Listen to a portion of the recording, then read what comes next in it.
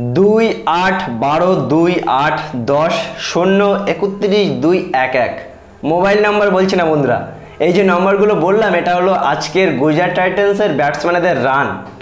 রাশিদ খানকে ছেড়ে দিলে অন্য কোনো ব্যাটসম্যান 30 রানও টপকায়নি, শুধুমাত্র রাশিদ খান 31 রান করলো।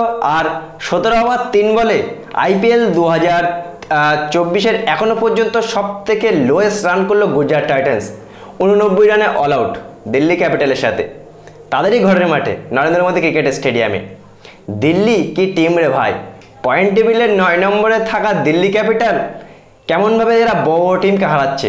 প্রথমে চেন্নাই সুপার কিং টিমকে হারালো, তারপরে লখনৌ সুপার জায়ান্টসকে তাদেরই ঘরের মাঠে গিয়ে হারালো, আর আজকে গুজরাটকে তাদেরই home ground Narendra Modi cricket স্টেডিয়ামে গিয়ে একদম একেবারেই বন্ধুরা মানে মান সম্মান রাখলো না গুজরাটকে। এখনো পর্যন্ত লোয়েস্ট রান করলো এই আইপিএলে 89 রান, মাত্র 89 রান। মুকেশ কুমার 2 উইকেট পেল, ওদিকে ক্রিস্টেন স্টাফস সে একজন পার্ট টাইম বোলারও না বন্ধুরা, ঋষভ পান্ত তাকে এমনি বোলিং দিয়েছিল, সেও 2 উইকেট পেয়ে যাচ্ছে। আর যাতাই পারফরমেন্স করলো আজকে গুজরাট টাইটান্স। গুজরাট টাইটান্স আজকে জিতলে কিন্তু তাদের একটা ভালো পজিশন হয়ে যেতে পারত, কিন্তু ম্যাচটা হেরে কিন্তু তাদের আরও মুশকিলে পড়ে গেল। আমরা আজকে দেখতে পেলাম এই ম্যাচে ঋষভ পান্তের wicket keeping, brilliant wicket keeping এবং ব্রিলিয়ান্ট ক্যাপ্টেন্সি। এই জন্যই কিন্তু বলছি বন্ধুরা, ঋষভ পান্তের এই অসাধারণ কামব্যাকের জন্যই টি-20 বিশ্বকাপে কিন্তু তাকেই রাখা উচিত। আর যে হিসেবে আজকে সে ক্যাপ্টেন্সি বলারদের রোটেট করছিল সে হিসেবে কিন্তু অনেক ভালো।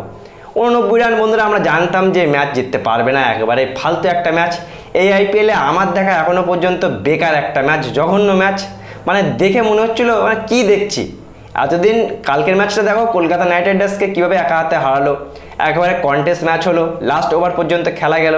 এরকম ম্যাচ না হলে হয়, একতরফা ম্যাচ দেখতে কি সত্যি ভালো লাগে? আজকে গুজরাট ভার্সেস দিল্লির ম্যাচ কি তোমাদের ভালো লেগেছে বন্ধুরা? অবশ্যই জানাবে।